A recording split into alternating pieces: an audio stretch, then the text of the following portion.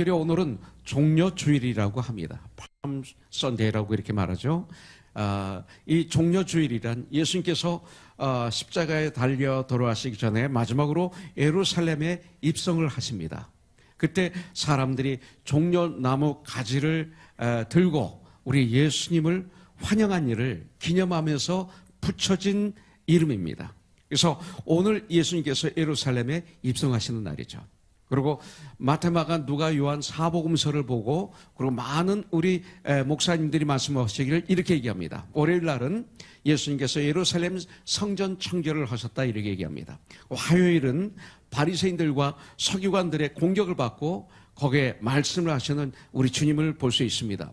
수요일은 아무 기록이 없습니다. 아마도 조용히 계시면서 주님의 그 마지막 그 귀한 사역, 이 땅에 오신 목적을 이루시기 위해서 준비를 하시지 않았을까 이렇게들 얘기들을 합니다. 그럼 목요일은 예수님께서 제자들의 발을 닦아주십니다. 그러면서 섬김의 도를 가르쳐 주시죠. 그래서 나는 섬김을 받으러 온 것이 아니라 섬기러 왔고 너희를 구원하기 위해서 목숨을 너희들에게 주기 위해서 왔다고 말씀하시죠. 누가복음 22장 27절에 보면 앉아서 먹는 자가 크냐 섬기는 자가 크냐 앉아서 먹는 자가 아니냐 그러나 나는 섬기는 자로 너희 중에 있다고 말씀하십니다. 그래서 우리는 세족식을 많이 합니다. 그런데 세족식도 중요하지만 그 세족식을 통해서 주님이 우리에게 알려주신 것은 섬김의 도입니다. 삶의 현장에서 바로 이것을 마지막 가르쳐 주십니다. 그러면서 최후의 만찬을 하시면서 예수님의 죽으심을 그리고 다시 부활하심을 기념하게 하는 성찬식을 제정하십니다. 그리고 이제 제자들과 함께 겟세마네 동산에 가셔서 기도하십니다. 기도가 끝난 뒤에 대제사장들과 또 바리새인들이 제사장들이 보낸 사람들에 의해서 예수님은 체포되셔서 끌려가십니다. 그러면서 목요일 밤부터 금요일 새벽 아침까지 우리 주님은 안나스의 집으로 가야바의 집으로 빌라도의 집으로 궁전으로 또 헤롯 궁전으로 또 다시 빌라도에게 아주 밤새도록 이리저리 끌려다니시면서 재판을 받으십니다. 그리고 금요일 오전 9시에 우리 예수님은 십자가에 달리십니다. 그리고 9시에 십자가에 달리신 지 6시간 만에 오후 3시에 우리 주님은 십자가에서 다 이루었다 하시고 운명하십니다. 원래는 그렇게 시신을 십자가에 매달리게 하고 며칠을 지나는 것이 그들의 풍습이었습니다. 그런데 앞으로 몇 시간 후에 금요일 날 해가 떨어지면서 안식일이 시작되는 거죠. 특별히 그때는 유대인들에게 너무나 중요한 명절인 유월절이 시작이 되는 겁니다. 그렇기 때문에 제사장들이 빌라도 총독에게 찾아가서 부탁을 하죠. 빨리 시체를 십자가에서 내려서 장사 지내게 해달라고. 그래서 그날 바로 예수님의 시신을 내립니다. 그런데 부자이며 산헤드리아 회원인, 그러니까 부자이고 그리고 아주 유명했던 것 같습니다. 산헤드리아의 공회원이었습니다. 그런데 아리마대 사람 요셉이 담대하게 빌라도에게 찾아갑니다. 이분도 예수님의 제자이지만 그 바리새인들이 두려워서 겉으로 내세우지 않았는데 하나님의 시간에 드러내는 거죠. 하나님의 시간에 담대하게 찾아가서 예수님의 시신을 달라고 요구하니까 빌라도가 줍니다. 그래서 자기가 이제 죽음에 묻히려고 매놓아놨던 무덤에 예수님이 시신이 거기에 안치되죠. 그래서 부자의 무덤에 장사 지냈다는 말이 응하게 되는 것을 볼 수가 있습니다. 그러면서 해가 지면서 안식일이 시작되는 거예요. 6월절이 시작이 됩니다. 그리고 금요일 저녁, 토요일 저녁 이제 무덤에 계시고 바로 주일 새벽에 죽음을 이기시고 예수님은 부활하셨습니다.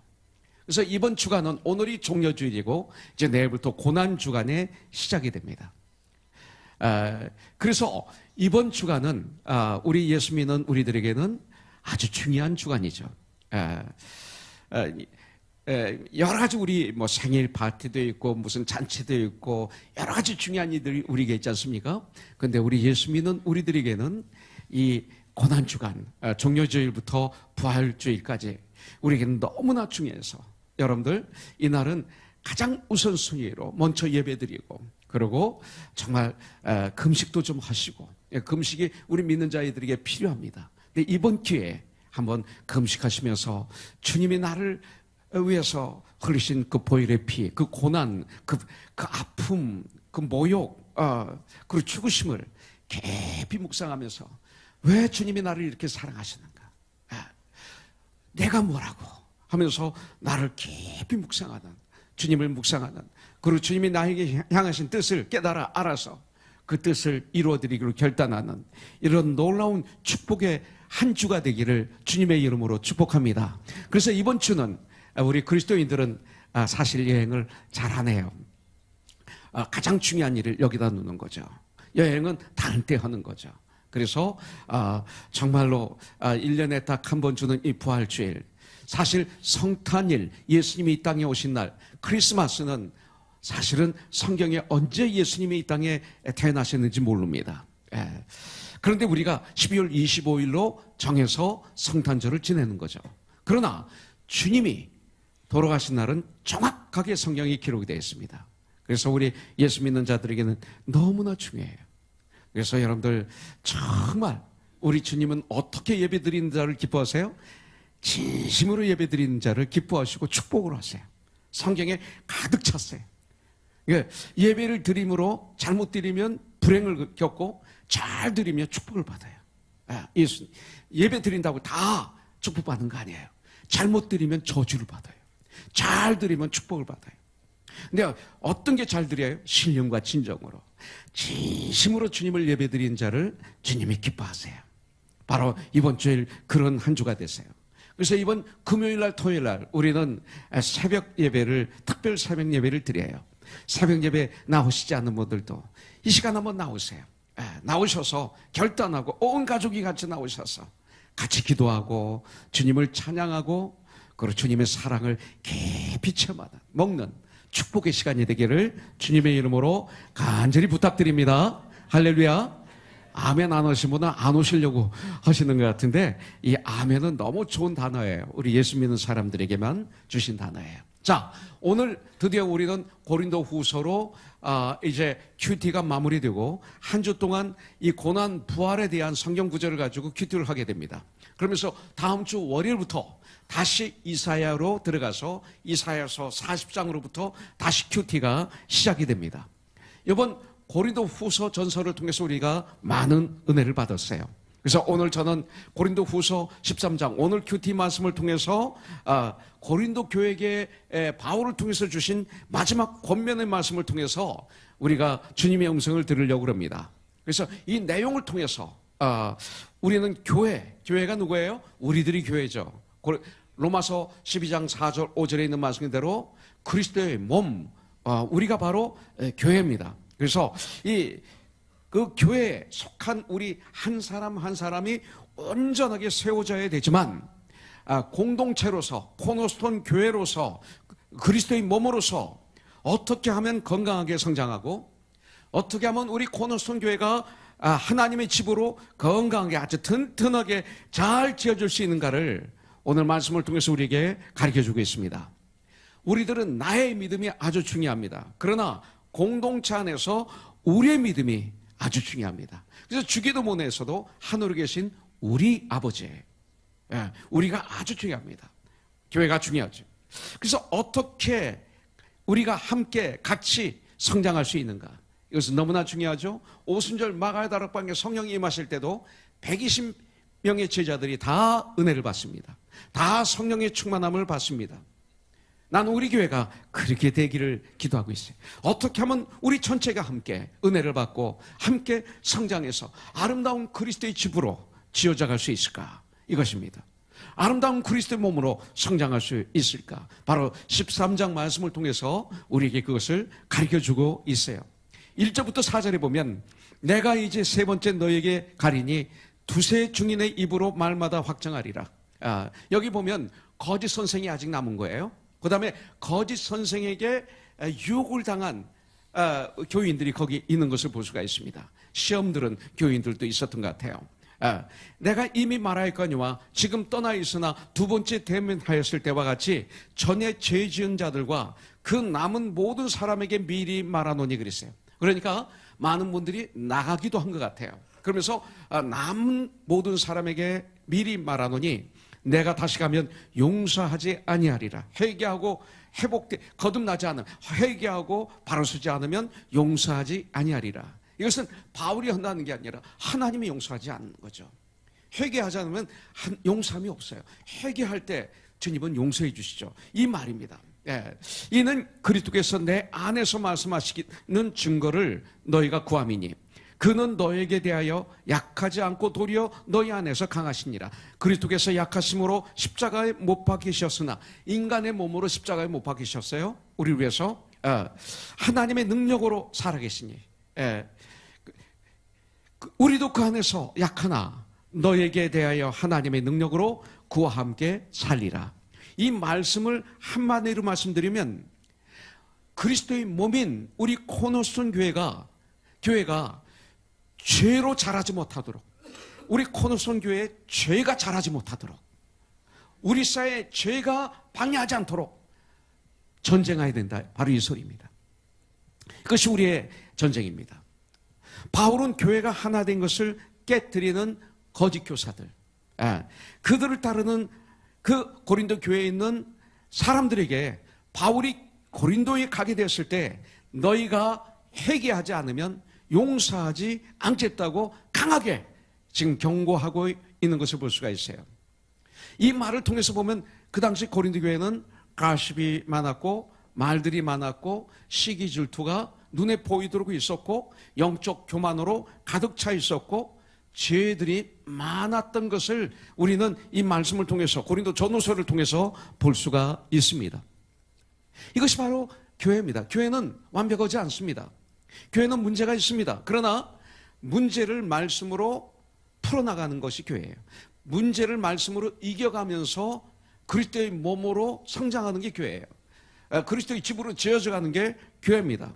바로 이 시대 교회는 다 이런 것들이 있습니다. 그런데 그런 과정 속에서 분리되지 말라 이거예요. 깨지지 말라 이거예요.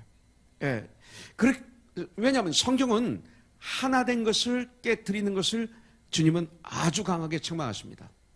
그리고 성경은 성령이 하나 되게 한 것을 굳게 잡아 지키는 전쟁을 가장 중요하게 여기고 있습니다. 왜냐하면 분리되면 능력이 없어요. 사람들이 마음이 여러 마음이면 절대 거기에 능력이 없어요. 어떤 일도 할 수가 없어요. 알잖아요, 우리가요. 그래서 마귀는 뭐예요? 분리시키는 자. 이게 마귀예요. 마귀는 뭐예요? 이간질시키는 자. 이게 마귀예요. 깨트리는 자, 관계를 깨트리는 자. 이게 마귀입니다. 내가 그런 일이 있어요. 마귀로부터 쓰임받은 거예요. 내가 마귀가 아니라 마귀의 도구가 잠시된 거예요. 어느 날 하나님의 은혜로 내가 죄악 덩어리인 걸 깨닫게 됐죠. 그래서 주님을 바라보게 됐죠. 똑같은 은혜예요. 그래서 콧물 눈물 흘면서 떼굴떼굴 뒹구는 이런 경험을 해보신 적이 있을 거예요. 그러니까 하나님의 은혜가 임할 때만이 가능한 일이죠. 사울이 이 예수님의 은혜를 체험하고 난 다음에 그의 이름을 바울이라고 바꿔버립니다. 주님의 은혜란 무엇일까요? 바울을 인도하셨던 것처럼 우리들을 하나님 앞으로 인도하시는 은혜가 우리에게 있어요. 하나님은 우리를, 예수님은 우리를 하나님 아버지 앞으로 인도하시. 이것이 예수님의 은혜예요. 주 예수 그리스도의 은혜와 이 소리에 여기에 포함되는 거예요. 다시 말하면 예수님으로 말미암아 앉지 않고는 하나님 아버지께로 나갈 사람이 아무도 없는 거예요. 나는 길이요 진리요 생명이에요. 나는 남지 않고는 천국에 올 자가 아무도 없어요. 하나님 아버지께 올 자가 아무도 없다. 이렇게 해석해도 돼요. 그래서 존 뉴턴이 405장 나 같은 죄인 살리신 주 은혜 놀라와 잃었던 생명 찾았고 광명을 얻었네. 그래서 이렇게 찬양하는 거예요. 그런데 나 같은 죄인을 왜 불러주셨습니까? 우리는 대답 대신에 도대체 인생은 무엇인가? 이걸 물어봐야 돼요. 여러분들 인생은 무엇인가? 나는 누구인가? 여러분들 고민해 보셨습니까? 인생은 무엇인가? 답은 성경에서 뭐라고 그랬어요? 죄인이라고 그랬어요. 인생은 무엇입니까? 마지막은 죽음이에요. 인생의 결국은 사망입니다. 다 죽습니다. 그리고 인생은 뭡니까? 태어날 때부터 죄 가운데서 태어납니다. 죄 가운데서 살다가 죽을 수밖에 없는 죄인들이 인생입니다. 그래서 로마서 3장 10절에서는 기록된 바 의인은 없나니 하나도 없다고 성경은 말하고 있어요. 로마서 3장 23절에 보면 모든 사람이 죄를 범하였음에 하나님의 영광에 이르지 못하더니 이 그랬어요. 로마서 6장 23절에 보면 죄의 삭은 사망, 죽음은 죄 때문에 왔어요. 그래서 왜 주님이 이 세상에 오셨어요? 도저히 우리 인간으로는 해결할 수 없는 이 죄, 이 죽음의 문제를 해결해 주시기 위해서 오신 거예요. 그래서 우리들의 죄를 대속하기 위해서 이 땅에 오셨어요. 그래서 많은 고난을 이번 주에 받으시고 마침내 십자가에 달리셔서 우리 대신 죽어주셨어요. 600년, 700년 전에 이사야 선지자를 통해서 이것을 주님은 예언하고 계세요. 증인이 600년, 700년 전에 증인이 있어요. 이사야서 53장 5절부터 6절에 보니까 예수님의 진림은 우리의 허물을 인함이요 예수님의 상함은 우리의 죄악을 인함이라. 예수님의 징계를 받음으로 죽으심으로 십자가에서 죽으심으로 우리는 평화를 누리고 예수님의 손은 앞대 채찍에 맞음으로 우리는 나음을 받았도다. 우리는 다 양 같아서 그릇 행하여 각기 제 길로 갔거늘 여호와께서는 우리 모두의 죄악을 그에게 예수님에게 담당시키셨도다. 할렐루야. 이렇게 말하고 계세요.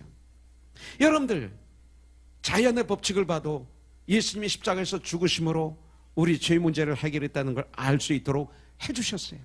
한 알의 밀알이 땅에 떨어져 죽으면 썩으면 싹이 나요. 싹이 나고 줄기가 나고 꽃이 피고 열매를 내요. 죽으면 살아요. 한 여인이 옥합을 깨뜨렸더니 온 방에 향기가 가득 찼어요. 예수님께서는 우리의 죄를 인하여 당신 자신을 내어주시고 또 우리에게 믿음을 주셔서 그 믿음을 보시고 우리를 의롭다 하시고 그 믿음을 보시고 우리를 의롭다 하시고 우리에게 영원한 생명을 주시려고 무덤에서 죽음에서 다시 살아나셨어요. 부활하셨어요. 이 은혜를 어떻게 값으로 계산할 수 있을까요? 어떻게 값으로 계산할 수 있을까요? 이 은혜를 어떻게 돈으로 살 수 있을까요? 선물로 받을 수밖에 없는 거예요. 선물은 귀한 거예요. 하나님의 선물이라고 하는 거예요. 이것을 주 예수 그리스도의 은혜라고 말하는 거예요. 그렇다면 내게 은혜를 주신 우리 주님께 나는 어떻게 해야 돼요? 헌신해야 돼요. 결단해야 돼요. 이것이 멋있는 삶이에요. 이것이 희생의 삶이 아니에요. 이것이 참 삶이에요. 이것이 진리의 삶이에요. 이것이 보람 있는 삶이에요. 죽음 앞에 웃을 수 있는 삶이 되는 거죠. 나의 시간, 나의 탤런트, 나의 물질, 나의 삶, 나의 젊음을, 나의 삶을 드릴 수 있어야 돼요. 나의 모든 것을 주님을 위해 드려도 아까울 것이 없어요. 그래서 저는 33살 때 드릴 거 없어서 나를 드렸어요. 나를 드렸어요. 내 삶을 드릴 수밖에 없었어요. 많은 사람은 그때 저보고 바보라고 그랬어요. 왜 가수로 하나님께 영광 올려드릴 수 있지 않느냐? 왜 꼭 목사가 돼야 되느냐? 왜 꼭 신학교 가야 되느냐? 바보야 바보야 그랬어요. 그런데 지금 얼마나 감사한지 몰라요. 그런데 그 과정 속에서 저는 신학교 들어가서 돈이 없어서 정말 고생을 많이 했어요. 그래서 풀도 깎아보고 풀장 청소도 해보고 간판 다는 거 도와주기도 하고 그랬어요. 그때 얼마나 후회가 되는지. 내가 미쳤지. 어떻게 내가 정신이 없었던 것 같아. 어떻게 내가 이렇게 여기 와 있지? 후회한 적이 있어요. 그때. 근데 그 후회하고 고민하는데 그 다음에 오는 결론은 꼭 시편 기자 같아요. 감사죠.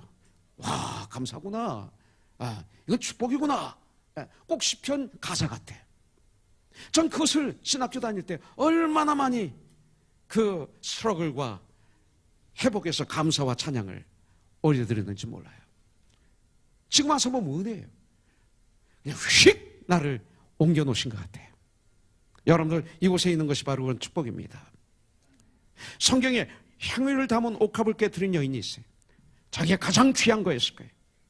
그러나 주님을 위한 것이기 때문에 전혀 아깝다 하지 않고 향유를 깨뜨려 부어드렸습니다. 그랬더니 그 방 안에 그 향기가 진동했어요. 향유를 깨트리니, 가장 중요한 걸 깨트리니 그 안에 향기가 가득 찼어요. 전 이것을 그리스도의 향기라고 표현합니다. 믿는 성도들이 내가 처한 자리에서 나의 옥합을 깨트려 예수님의 향기를 방 안에 내 주위에 가득하게 할 수 있어야 되지 않을까요? 나의 삶을 통해서 내 주위에 예수님의 향기가 흐르게 해야 되지 않을까요? 벳사다 소년, 그 소년이 가지고 있던 전부가 물고기 2마리와 떡 5덩어리였어요. 자기만 먹었더라면 그것으로 끝났을 거예요. 그런데 그것을 주님 앞에 온전히 드렸더니 성경에 2000년 동안 이 소년의 이야기가 나와요.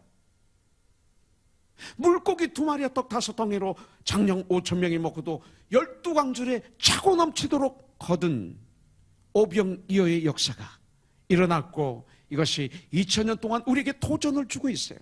총감난 그 소년 만나보고 싶어요.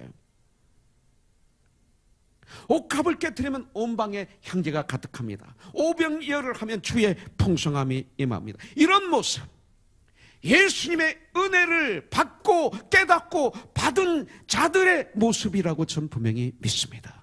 저와 여러분들이 이런 삶을 살아야 돼. 이런 모습이 진정 그리스도인의 코너손의 모습이 돼야 돼요. 나는 이 시간 주 예수 그리스도의 은혜가 우리 모두에게 있을지어다. 할렐루야. 자, 그 다음에 두 번째, 하나님 아버지의 사랑의 축복이 있어야 돼요. 하나님의 사랑과 그랬어요. 13절, 하나님의 사랑은 독생자 예수 그리스도를 이 세상에 보내주신 게 하나님의 사랑. 그래서 요한복음 3장 16절, 하나님의 세상을 이처럼 사랑하사 독생자를 주셨으니 그를 믿는 자마다 멸망치 않고 영생을 얻게 하려 하심이라. 책을 읽었는데 정신분석학자들의 통계에 의하면 정신병자의 대다수의 원인이 있는데, 그 원인이 뭐냐면 사랑의 결핍이랍니다. 사랑의 결핍. 사랑의 결핍. 사랑이 없으면 어떻게 됩니까? 정신적으로 안정을 잃어버립니다. 사랑이 없으면 기쁨을 잃어버립니다. 기쁨이 없습니다. 사랑이 없으면 불안합니다. 안전부절하게 되었습니다. 세상은 허무합니다. 세상은 니꼴 정신병이라고 볼 수도 있습니다. 왜 그럴까요? 세상은 사랑이 없어요. 사랑이 메말라 있어요. 그 사랑은 이기적인 사랑이에요. 참 십자가의 사랑이 아닙니다. 그런데 하나님의 사랑은 오직 하나님의 사랑만이, 우리 하나님의 사랑만이 이런 질병을 고칠 수 있는 유일한 약이라고 난 분명히 믿습니다. 하나님의 사랑만이. 그래서 신약 구약이라고 하는 거예요. 요한복음 요한일서 4장 9절부터 10절에 보면 하나님의 사랑이 우리에게 이렇게 나타난 바 되었으니 하나님이 자기의 독생자를 세상에 보내심은 그로 말미암아 우리를 살리려 하심이니라. 사랑은 여기 있으니 우리가 하나님을 사랑한 것이 아니요 오직 하나님이 우리를 사랑하사 우리 죄를 위하여 화목제로 그 아들 보내셨습니다. 화목제물로 그 아들 예수 그리스도를 보내신 것, 이것을 사랑이라고 그래요. 하나님의 아들이신 예수님께서 세상에 오셔서 무엇을 하셨어요? 세상을 사랑하셨어요. 나 같은 죄인들을 사랑해 주셨어요. 나면서부터 걷지 못하는 분들을 일으켜 주셨어요. 맹인의 눈을 뜨게 하셨어요. 그리고 수고하고 무거운 짐진 자들아 다 나에게 오라고 말씀하셨어요. 누가 이렇게 말했습니까? 문둥병자를 가슴에 안아주셨습니다. 그리고 우리 주 예수 그리스도는 우리에게 기도의 응답을 주셨어요. 구하라 그러면 주실 것이요, 주님은 주셨어요. 하나님께서 우리의 기도를 들어주십니다. 주 안에서 무엇이든지 구하면 다 받으리라고 성경은 말하고 있어요. 그렇기 때문에 정말로 예수 믿는 하나님의 사람들은 절망할 필요가 없어요. 절망이 옵니까? 전쟁하십시오. 예수의 이름으로 전쟁하십시오. 선포하십시오. 절대 물러나지 마십시오. 승리할 때까지 기도와 말씀으로 전쟁하셔서 그 절망을 물리치기를 주님의 이름으로 간절히 축원합니다. 하나님의 사랑이 우리를 감고 난다고 성경은 말하고 있어요.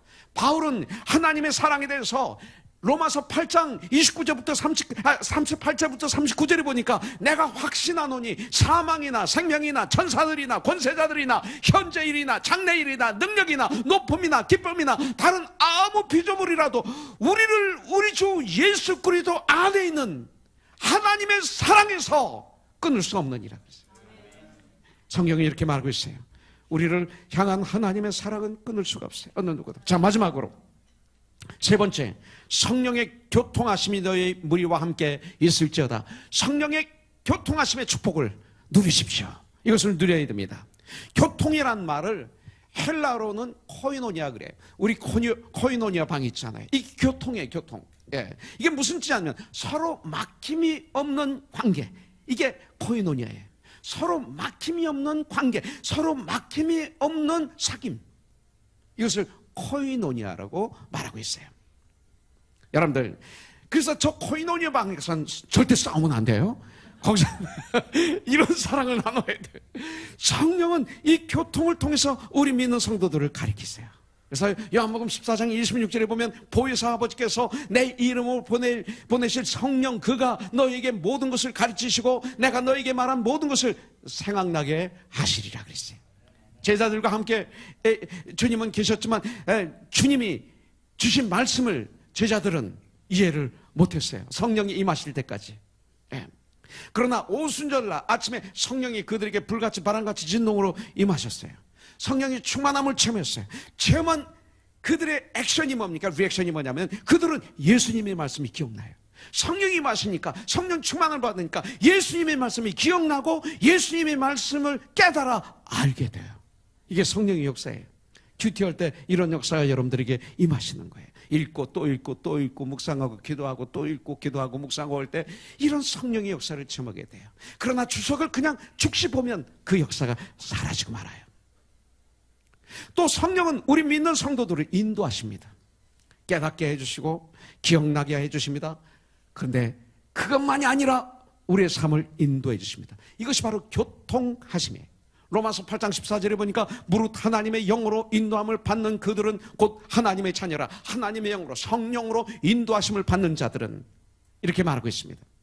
우리는 내일을 알지 못해요. 그러나 성령의 인도하심을 구하면 성령께서 방황하는 우리의 발걸음을 인도해 주십니다. 저는 이것을 너무나 많이 체험했어요. 앞이 캄캄해요. 곧 죽을 것 같아요. 난 곧 망할 것 같아요. 그때 눈을 들어서 주님을 바라봤을 때 저는 많은 기적을 체험했어요. 주님은 우리를 인도하십니다. 이스라엘 백성들 광야에서 성령의 구름기둥, 불기둥, 광야의 길을 인도해 주신 게 성령이라는 거예요. 그러나 인도함을 받으면서도 조그만 고난이 임해도 길이 험하고 괴롭고 목이 좀 말라도 모세를 원망하고 하나님께 불평도 했어요. 다시 우리 애굽으로 돌아가자고 선동도 했어요. 그 결과가 뭐예요? 광야에서 다 죽어버렸어요. 젖과 꿀이 흐르는 가나안 땅에 딱 2명만 들어갔어요. 사랑하는 여러분들, 우리 형제자매님들, 인생에 가는 길이 피곤합니까? 그러나 우리는 오 성령님 내 안에 충만하게 하여 주시옵소서, 이렇게 기도해야 돼요. 그리고 성령의 인도하심을 받도록 주님 앞에 무릎을 꿇어야 돼요. 한 걸음 한 걸음 성령의 인도하심을 받아 천국까지 갈 수 있기를 우리 주 예수 그리스도의 이름으로 축복합니다.